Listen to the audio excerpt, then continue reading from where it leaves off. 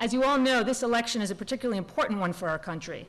Indeed, this week's New York Times Magazine section showcased an article by Parag Khanna about the United States' shrinking hegemony, which featured pictures of the United States reminiscent of the shrinky dinks that a number of us, or some of our children in some cases, played with in the 1970s.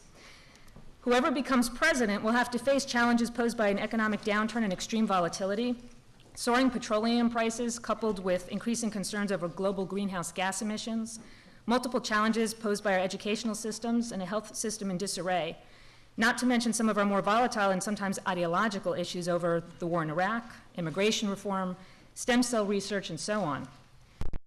However, in the debates over the course of the past few weeks, while these and other issues have been repeatedly touched upon by each of the candidates, one area of tremendous concern and need has been largely missing: transportation and infrastructure.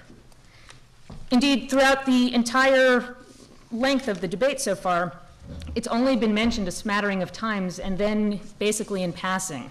In New Hampshire, Governor Richardson mentioned it as a means to point to some of the work he had done when he was secretary a while back. For those of us in the field, this is really nothing new. Transportation repeatedly is the one area taken for granted, even though it's our means for commuting to work, for accessing health and education, for traveling to our areas of recreation. It's the framework on which our economy is built, and yet it remains largely ignored.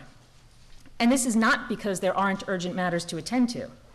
Whoever becomes the 43rd President of the United States will need to determine how to address our outdated and in some cases decaying or insufficient transportation infrastructure. A recently announced nonpartisan coalition, Building America's Future, led by Governors Arnold Schwarzenegger and Ed Rendell, along with Mayor Michael Bloomberg, and supported financially by the Rockefeller Foundation, estimated that we have roughly $1.6 trillion in needs for our transportation systems and infrastructure. Finding the resources to meet these needs is critical, and as those of you in transportation know, the next reauthorization for surface transportation is coming very shortly. But it's really only one part of the challenge facing our next president. We also need leadership. We've been lacking very much in leadership. We need leadership in creating a vision for transportation that links the various modes which remain in their own silos. We need leadership in creating a vision for how passengers and freight interact with each other across all the modes.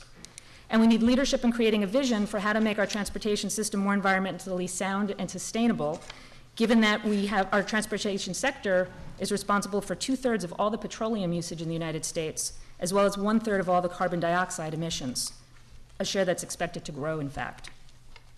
Because these financial and leadership needs are so great, and because there's been little discussed during the debates, we felt it particularly urgent to have this forum this morning in order to hear from the candidates' campaigns in terms of how they intend to meet these challenges. I'd like to point out that we invited all the candidates from both parties very early on, so we had 16 or 17 people invited.